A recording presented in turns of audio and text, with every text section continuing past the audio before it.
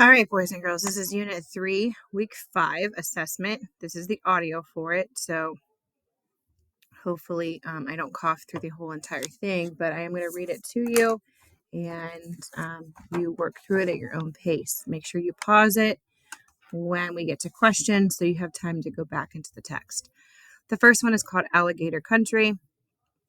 It says every year, each class at Jose Ponce de Leon Elementary School has the opportunity to go on a group field trip. Students are encouraged to write letters to their teachers suggesting destinations. I'm writing on behalf of several of my friends to recommend that we visit an alligator park in the Everglades. There are many reasons an alligator park is an excellent suggestion for a field trip. The first reason for the recommendation is based on something my mom always says. Sometimes you have to face your fears. I'm absolutely petrified when it comes to alligators. With their big teeth and menacing ways, I can't even look at pictures of them in books without getting a little sick to my stomach. But I'm a gigantic fan of birds, and we have a birding club at Jose Ponce de Leon Elementary School. So we could do a little birding at the park as well. I read in a brochure that there are more than 350 species of birds in the Everglades, including my two favorites, plovers and hawks. Alligators are an important part of Floridian history. Not every state in the country has alligators living in their natural habitat, so that makes us unique. The alligator park is in the Everglades, a swamp area. It is perfect alligator habitat. The alligator park would be an amazing adventure. Besides alligators, there are shows, boat rides, and exhibitions. You can even watch an alligator eat. Kids today don't get enough time outdoors, so a field trip to an alligator park would be a perfect opportunity for some outdoor time. The park has fresh air that would be good for their health. We would strengthen our knowledge of the wildlife our great state has. We might learn to have a better understanding of how to care for the land and the creatures that we share it with. Watching an alligator eat would be a lot of fun. In trying to get over my fear of alligators, I went on the Everglades website. When alligators eat, they crawl all over each other. They chomp down on each other, all in competition for a tasty meal. I saw on the website that you can even hold an alligator. Grab a friend or maybe an adult. I think an adult would be an excellent idea. And hold an alligator. Take a picture to impress your friends, showing them how brave you are. And finally, the alligator park is only an hour away from school. We could leave in the morning when we get to school, and we would be back for the afternoon buses. For these reasons, I think a trip to an alligator park would be an amazing, fun, and exciting fifth grade field trip. We can see a part of Florida that is unique, interesting, and beautiful. And we're going to get ready for the questions. Now answer numbers 1 through 6. Base your answers on the passage, Alligator Country. Fill in the bubble before one sentence that shows the author's claim in the paragraph. A. Every year, each class at Jose Ponce de Leon Elementary School has an opportunity to go on a group field trip. B. Students are encouraged to write letters to their teachers suggesting destinations. C. I'm writing on behalf of several of my friends to recommend that we visit an alligator park in the Everglades. D. There are many reasons an alligator park is an excellent choice for a field trip. Number 2. What does petrified mean as it's used in paragraph 2? Go back to paragraph 2. Look for the word petrified. There's paragraph 2. Where's petrified? Do you see it? There it is right here. I am absolutely petrified when it comes to alligators with their big teeth and menacing ways. Petrified. That's the word they're asking you to use your context clues for. So what does petrified mean as it's used in paragraph 2? A, fascinated. B, sick. C, terrified. Or D, uneasy. If you're following along with me, then you get to number 3, and guess what? You do not have to do number 3. You can skip it. So you can put a big X right here. Don't scribble it out or anything like that. Just put an X. We are not doing number 3 today. It's going to be funny when some of your classmates start doing number 3.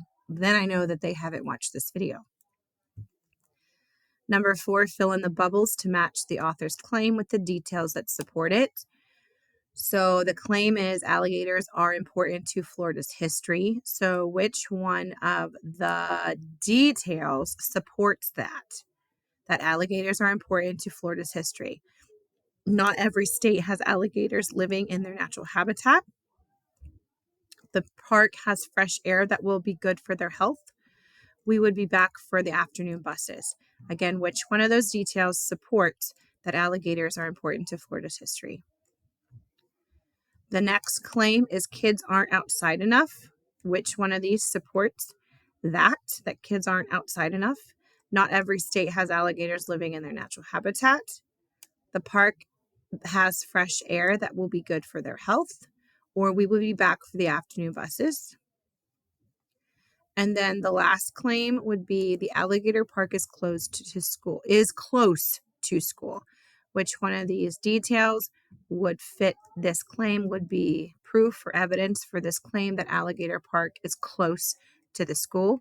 Not every state has an alligators living in their natural habitat. The park has fresh air that will be good for their health, or we would be back for the afternoon buses. Number 5, read these sentences from the passage. When alligators eat, they crawl all over each other. They chomp down on each other, all in competition for a tasty meal. And they're asking you, how does the word chomp help readers understand the ways alligators eat? So when alligators eat, they crawl all over each other. They chomp down on each other, all in competition for tasty meals. So what does chomp, how does that help you understand how alligators eat? It helps readers see how alligators act like humans. It helps readers imagine the sounds alligators make. It helps readers connect with personal experiences. It helps readers compare and contrast the alligators. I would say this is probably a type of figurative language. So how does that give you a picture in your head? Number 6, this question has 2 parts, part A and then part B. Part A, read this sentence from the passage. Take a picture to impress your friends, showing them how brave you are. What does impress mean as it's used in this sentence? A, leave a mark on. B, share news with. C, gain the respect of. Or D, become a leader of. And part B, which clue from the sentence supports the answer in part A? So what clue in that sentence above right here helps you figure out what impress means, what it means? Take a picture, your friends, showing them, or how brave you are. And then we're going to jump down to the next one, the different types of mounds. Long ago, the early settlers traveling across parts of eastern United States noticed something different about the landscape. Some of the hills seemed to emerge from nowhere, rising out of the flat plains like bubbles on the water's surface. Other hills had distinctive shapes that resembled huge animals, and still others looked as though a large structure long gone had once stood there. When archaeologists dug into the hills, they discovered the remains of ancient peoples. They had discovered mounds built by Native Americans. Burial, effigy, and platform mounds. Native Americans living in the United States built mounds for several reasons. One type of mound was the burial mound, which served as a grave. A person was laid to rest on the ground. Then layers of dirt, sand, or stone were piled on top. Some mounds contained several members of the same family, such as parents and grandparents. Over time, grass and shrubbery grew atop the dirt and sand. Consequently, the mounds began to resemble small hills over time. Another type of mound was the effigy mound. An effigy is a structure created in the image of a person or animal. The effigy mounds built by Native Americans were shaped like animals, such as lizards, snakes, and birds. Some effigy mounds acted as burial mounds too. However, the purpose of many effigy mounds is still unknown today. Platform mounds were a different type of mound. These mounds were shaped like pyramids, but with flat tops. Platform mounds provided the base for a tribal leader's home or religious temple. Shell mounds, yet another type. The Horace Island mounds in southwest Florida are the oldest burial mounds in the state. Sorry, I don't know why I said west. State. Thousands of years ago, Native American tribes living in the area did not settle in one place for very long. Instead, they moved from place to place depending on food and the season. For reasons unknown to scientists today, the tribes chose to make a permanent home at the island. The Native Americans at Horace Island built both burial mounds and midden mounds. Midden mounds are composed mostly of the shells of mollusks, such as clams and oysters. These shell mounds can tell researchers volumes about how these early Native Americans lived. For example, we can study the different types of fish bones and shells in the burial and midden mounds. Certain fish and shellfish are only available at certain times of the year. Based on that knowledge, people can deduce what and when the tribes consumed food. In fact, archaeologists found bones from fish that swam near the surface and at the bottom of the ocean floor. So researchers believe that these Native American tribes used both nets and lines to catch the fish. How were mounds built? Perhaps the most surprising fact about mounds is that they were built by hand. Native Americans did not have farm animals such as oxen to carry heavy loads. Dirt, clay, or stones were carried to the top or sides of the mounds in baskets. Then the baskets were overturned and the process started again. Midden mounds were probably the result of shells tossed into a pile after a large gathering or feast. So we're going to answer number 7 through 10. You're going to fill in the bubble before one sentence that uses a simile to explain what mounds look like. So you're looking for a simile. A, long ago, early settlers traveling across parts of the eastern United States noticed something different about the landscape. B, some of the hills seemed to emerge from nowhere, rising out of flat plains like bubbles on the water's surface. C, other hills had distinct shapes that resembled huge animals. D, still others looked as though a large structure long gone had once stood there. Or E, when archaeologists dug into the hills, they discovered the remains of ancient peoples. Or F, they had discovered mounds built by Native Americans. Only one answer. Number A. Number 8. Why does the author use a compare and contrast text structure in paragraphs 2 through 4? So you want to go back up, look at 2 through 4. They're saying that this right here is a compare and contrast structure where they're talking about the burial mounds, the effigy mounds, and the platform mounds. Why did they do that is the question. A, to explain the importance of mounds to settlers. B, to explain the 3 different types of mounds. C, to explain how mounds were built by people. Or D, to explain how mounds are found in Florida. Number 9, 2 parts. This question has 2 parts. Part A, what does the word resemble mean as it's used in paragraph 2? Again, go back up, look at paragraph 2, find the word. Might take you a minute to find it. It's okay. Right here, consequently, the mounds began to resemble small hills over time.